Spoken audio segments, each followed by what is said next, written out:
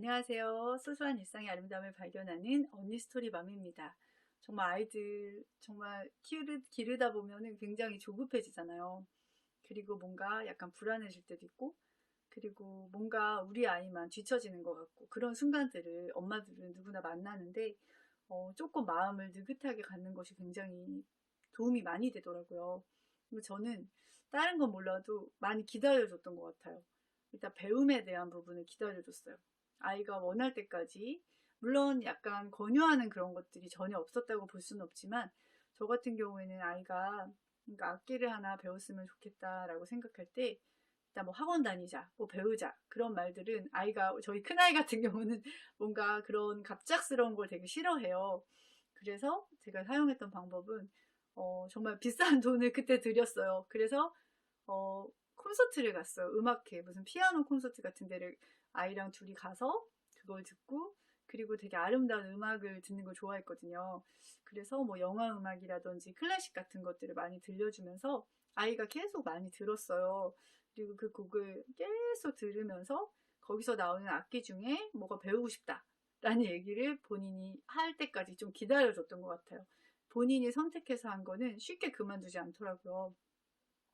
그리고 그나마 시키려고 했던 게 운동이었는데 아이가 이제 산에 올라가고 이런 건 좋아하는데 운동을 이렇게 뭔가 방과 후에 배운다거나 학원에서 배우는 거나 그런 것들을 별로 원하지 않았고 저도 사실 운동은 그냥 집에서 어, 그냥 가족이랑 같이 하면 된다라고 생각을 좀 하기도 했었어요.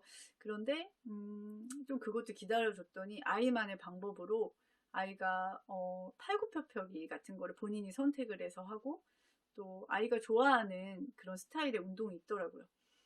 우리가 생각하는 것과 다른 뭔가 체력을 단련할 수 있는 그리고 산에 올라가는 것들을 많이 했던 것 같아요. 중요한 거는 뭐 이렇게 같이 단체 생활하는 운동도 좋지만 일단 중요한 건 운동하는 목적이 여러 가지 중에서 건강을 유지하는 거잖아요.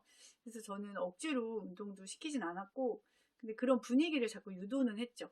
엄마랑 뭐 한강에 자전거 타러 갈까? 막 이렇게 얘기는 한 적은 있지만 억지로 시키진 않았던 것 같아요. 그리고 또 한 가지 전에 영상에도 찍었지만 좀 이렇게 음식을 가려 먹는 것에 대해서 좀 민감하게 제가 반응을 일부러 안 했어요. 이게 아이들이 처음에 조금 미각이 뭔가 좀 예민해지는 시기가 있잖아요. 그때 오히려 너무 강압적인 엄마의 그런 권유나 또 강요 같은 것이 아이들에게는 더 그 음식에 대한 혐오감을 느끼게 한다고 하더라고요. 그래서 조금 익숙해지게 하고 아이가 좋아하는 그나마 덜 싫어하는 야채 위주로 음식을 해줬던 것 같아요. 그리고 조금 나중에 이제 뭐 외식을 하거나 이럴 때 새로운 상황에서 딱 먹었을 때 맛있는 그런 경험 있잖아요. 또 그런 쪽으로 저는 유도를 했던 것 같고 평상시에는 식탁에서는 즐거워야 된다. 음식 갖고 막 싸우고 뭐 울고 뭐 그런 거 혼내고 이런 게 아니라 식탁에서는 즐겁고 행복하고 그래서 막 얘기하다가 막 낄낄거리고 막 그런 식탁이 저는 되게 좋다고 생각했거든요. 그래서 그때 막 재밌는 뭐 이야기도 하고 게임도 하고 막 그랬거든요. 그러면서 그럴 때 아이들이 기분이 굉장히 좋으면은 식욕이 더 돋아요. 그래가지고 더 잘 먹을 수 있었던 것 같아요. 그리고 아이가 밥량이 좀 적었거든요.